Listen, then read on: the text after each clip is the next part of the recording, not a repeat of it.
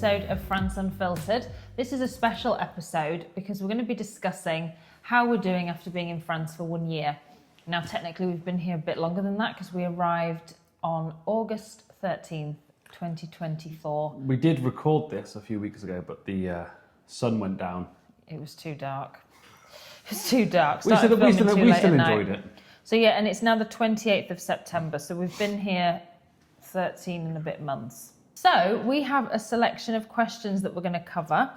If you want to see our other video when we had been here for 6 months, I will link that at the end of this video so you can see kind of what we've done in the last 6 months and what we've achieved in the last year. And isn't that our best performing video? It is. We have over 70,000 views on that one, so be interesting for you guys to watch it. Anyway, let's get started. So the first question is, what was your biggest challenge moving to France?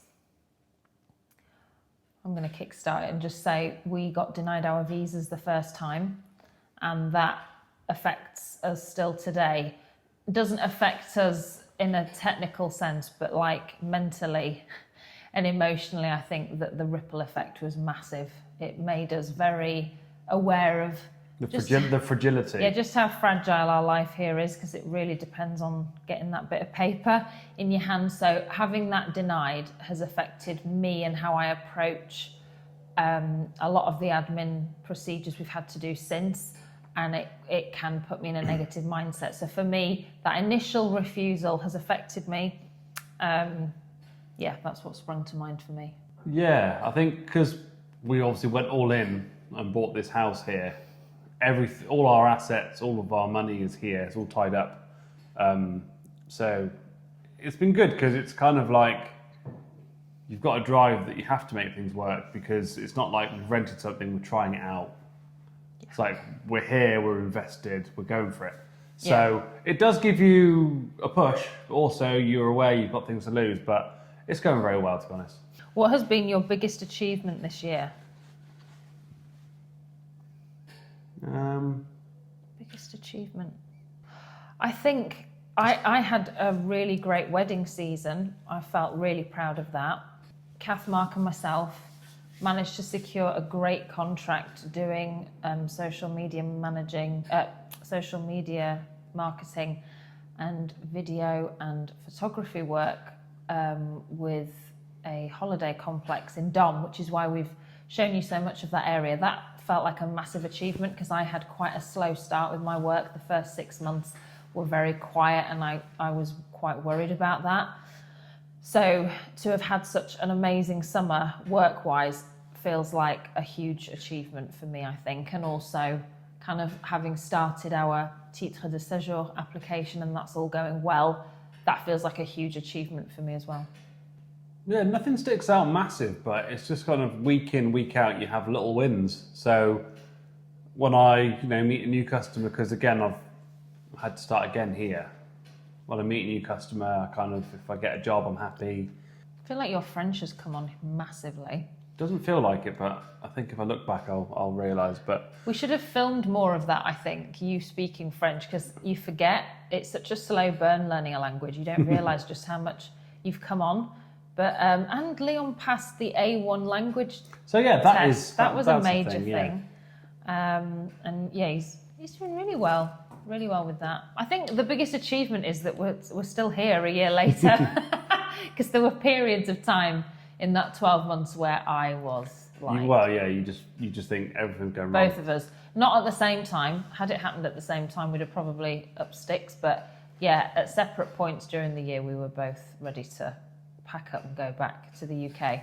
So the fact that we're still here is good. What has surprised you the most about life in France? People are very friendly and helpful, actually, because you hear a lot of horror stories about French admin and it's so hard to get things done.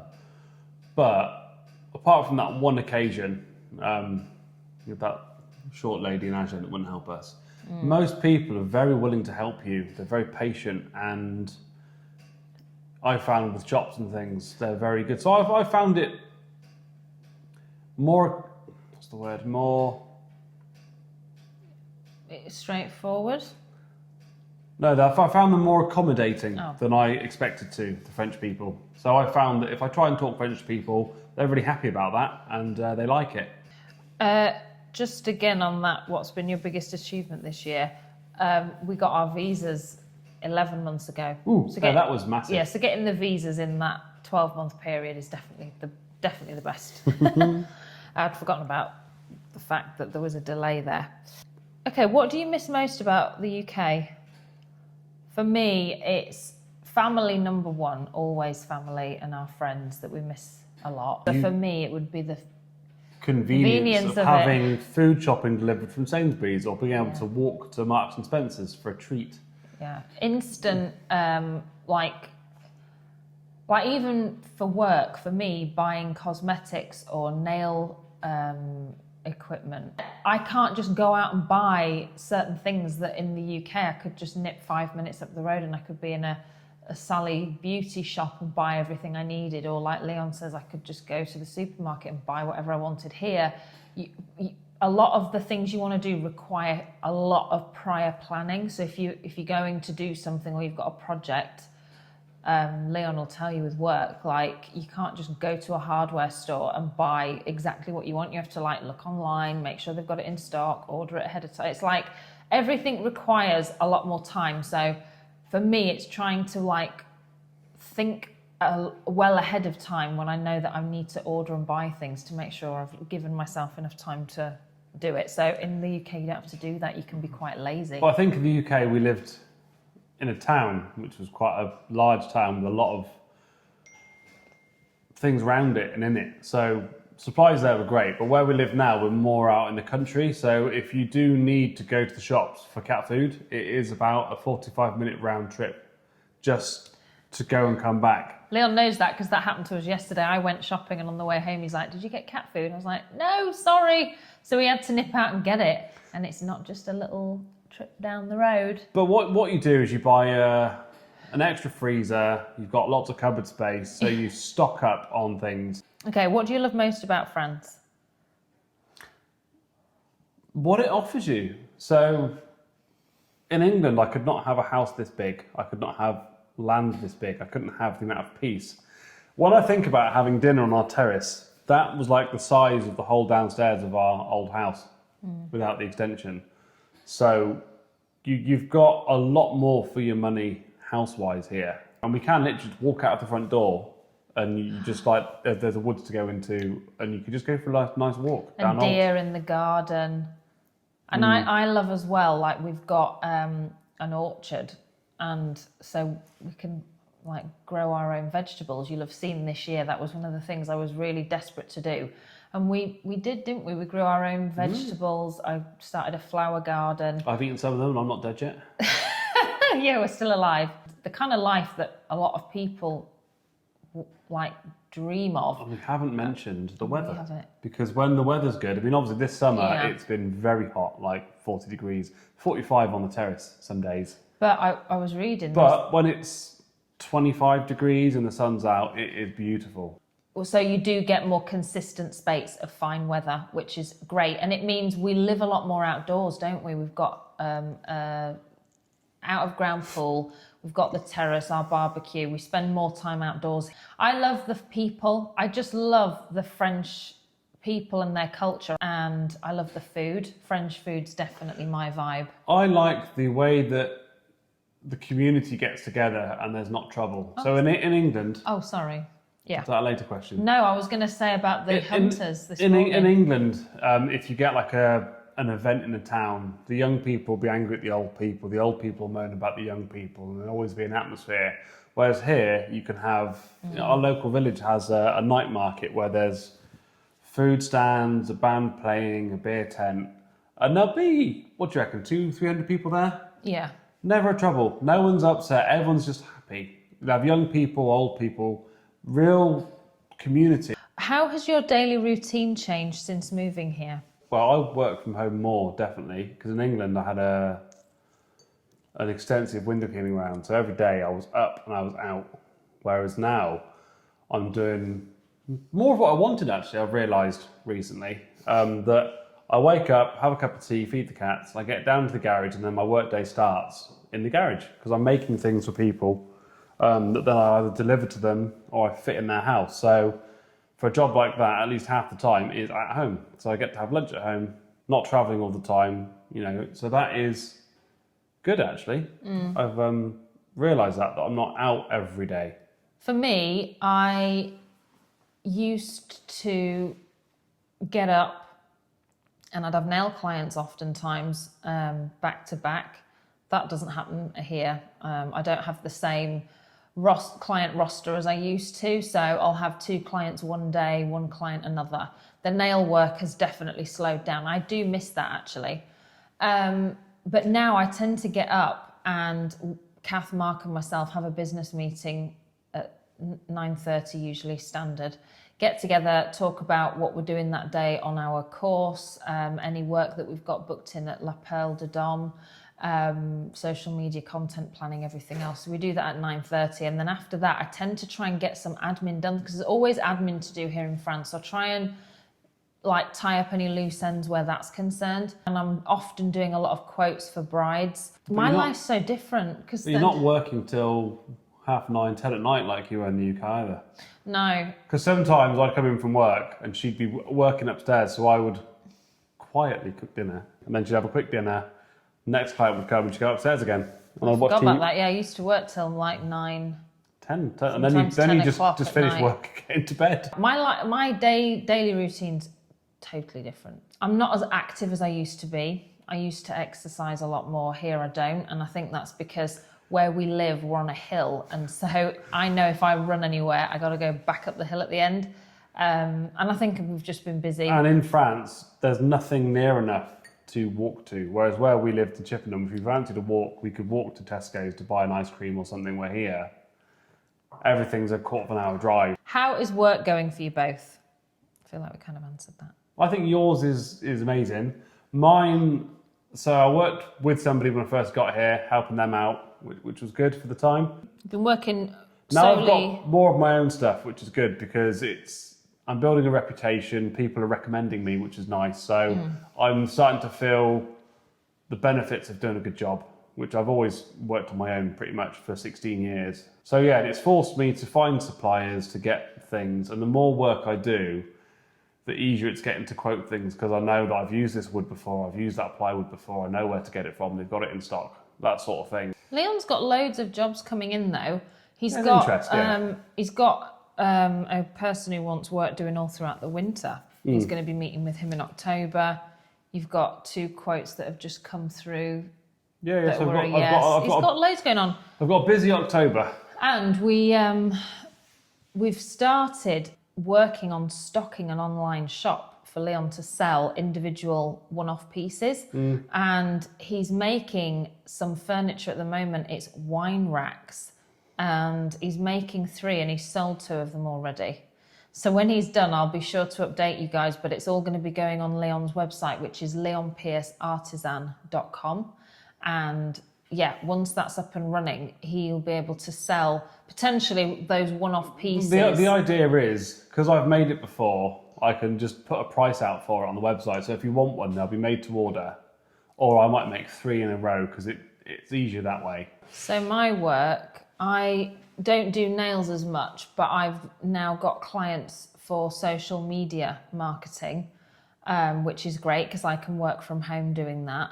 And then my weddings is what's really taken off. So that's very seasonal. So my first wedding for next year is booked in May, and the season ends for me at the end of September.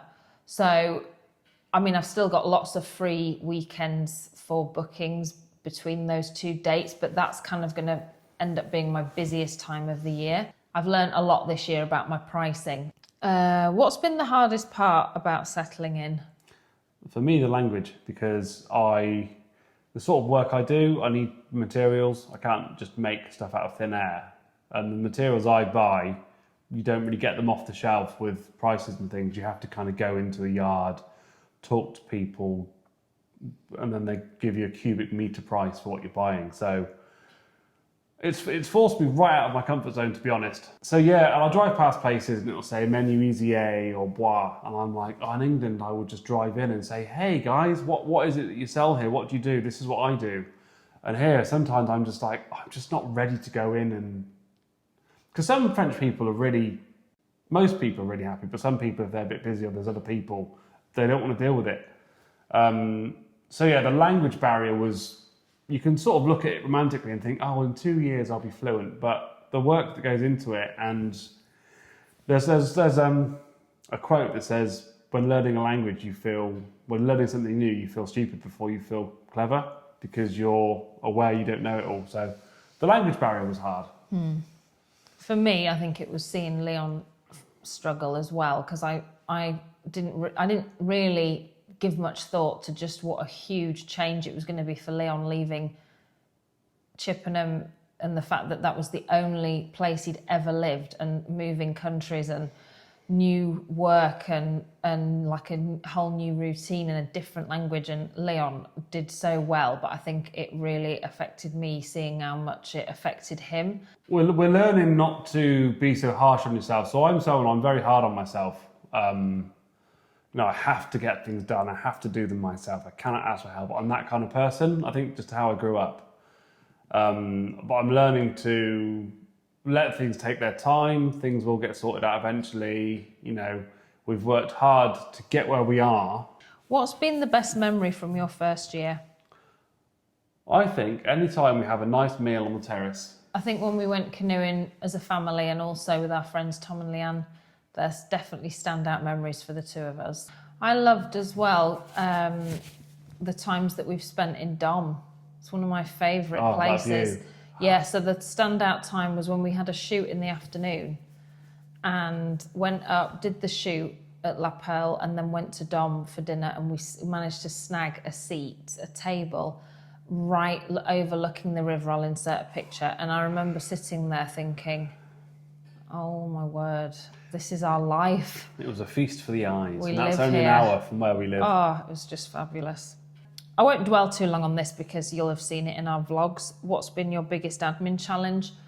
Definitely the cars. Cars. It's just an ongoing nightmare. It's already cost us, well... Probably about £600, I reckon, because you've got to pay for the certificates of authenticity. You've got to pay for the fines for not declaring them quick enough. Yeah.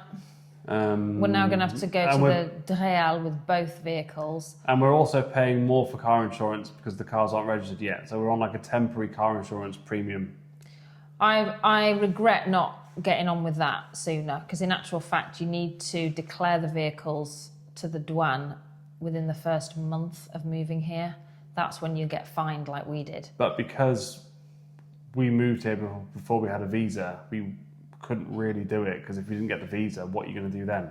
So we had to bide our time. And then also because of the visa, we really had to start working ASAP. Once that visa starts ticking, you have got to get on with it and start earning money and sort of making sure that you're a viable case when it comes to the renewal. So the car kind of took a back seat, and now I really regret not getting on with it. And it stressed me out to the point where Kath has actually taken over. She's dealing with the whole thing now. Thank you. Kath's got an amazing... Thank you, Kath. Kath's got an amazing ability to just go, I'll whatever. do that. It's fine. Stuff just washes off Catherine. She is made of tough She's a big stuff. part of how we've managed to keep going, because a lot of the stuff she's like, oh, I did that, it's fine, I'll sort that, I'll do this, don't worry about it. She's been amazing. I said actually in our 1 year, the day August 13th of this year, when it was exactly a year, I was like, every problem has a solution and Kath usually finds it. And it's true, there's always a way out. But yeah, the cars, nightmare. What advice would you give someone thinking of making the same move? Don't. No. My advice would be go to a proper firm that helps people with visas and stuff. I'll link our handholder below. And take a 15-minute consult with them, because you can go on forums, you can talk to your friends, you can talk to people you know that live in France currently, but unless they've been through the visas, unless they know, they don't have a clue. It is possible, it is doable, but the information, like we found, a lot of people still don't know how to even the officials are still like, it's so new for us, we don't know what we're doing. Yeah. Yeah, just get proper advice from a professional. That's all I'll say. Our the woman that's helped us with our renewal, our titre de séjour application, Sarah, she's fantastic, and I'll link her below. Sarah Vincent, she's come highly recommended, and she's very good. And even though having done our application for our titre de séjour and the préfecture have gotten back to us and said there's missing documents, the missing documents were in the original file. So in actual fact, Sarah didn't miss anything out. But you'll get to know the prefectures just sometimes like to say there's missing stuff when there isn't. But a long story short, I can highly recommend her. But yeah, I would agree. And I also sadly feel that you need money to do this. I don't think it's the kind of thing you can do now if you were... We kind of thought we'd have a bit more money left over than what we've got. It's cost us a fortune, an absolute But fortune. the thing is, once you're in and the ball's rolling, you kind of just have to commit and go with it. Make sure you've got a bit of a fund, because you need it. Problems will come and up. on our visa anyway, you have to have money in the bank that's going to cover you for, I think, is it 3 months each? And that's €1,700 each for 3 months. So work that one out. It's quite a bit of money you need to just have in your bank ready to go if you didn't get work. Years ago, you could come over here and you might not have loads of money, loads of capital. You might not even have loads of experience in the trade you were going to go into. My dad only retrained as a plumber and electrician shortly before we moved here. You couldn't do that now. And you also need to have funds in the bank. That's it. Basically, you need to have money, I feel. You used to be able to come over with £10 in your pocket and just have a go. Whereas now, you've got to prove, they don't want to give anybody anything. So you need to prove you've got some money in the bank, or you buy an established business, which is already turning over money. So you could buy a gardening business from somebody. But again, you've got to have money to do that. And I think that's sad, because there's a lot of industrious, hardworking people out there that perhaps live in the UK, and because of how the UK is set up, rent is so high, they've never got an opportunity to save money. And therefore, to be able to save to move here would be very, very difficult. And I think that's a real shame. Final question. Where do you see yourselves a year from now? Happier.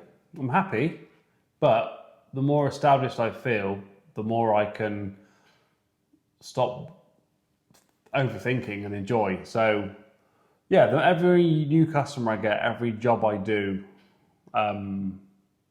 I feel a bit more established. So that's, I've only been working for myself for 4 or 5 months here, maybe 6 maximum, because I'm working for other people at the start. So yeah, more content. We'll have a few more things done with the house, but yeah, I think we'll still be here and we'll be loving it. I see us having made some nice adjustments to the house, made it more our own, whilst keeping the character that Mum and Dad put in when they built it. I also think Kath and Mark, they'll have finished their house probably. Oh yeah, so that'll be stress off them, because all summer they've been like, we need to get the heating done, now the heating's done, they need to get the insulation in. And then... Yeah, that'd be nice for them. Feel like we can then, all of us collectively, just relax. Yeah, hopefully by then we'll see a more clear picture of what our life's going to look like here in the long term, I think. We wanted a change, we definitely had a change, so.